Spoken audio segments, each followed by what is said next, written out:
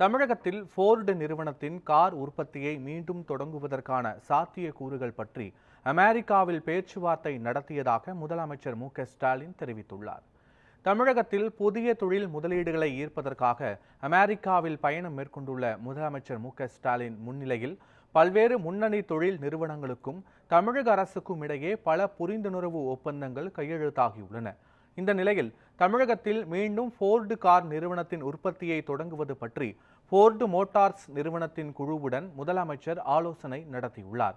இதனை தன்னுடைய எக்ஸ் தள பக்கத்தில் பகிர்ந்துள்ள முதலமைச்சர், தமிழகத்தில் ஃபோர்டு நிறுவனத்தின் கார் உற்பத்தியை மீண்டும் தொடங்குவது பற்றி சிறப்பான முறையில் ஆலோசனை நடத்தியதாக தெரிவித்துள்ளார்.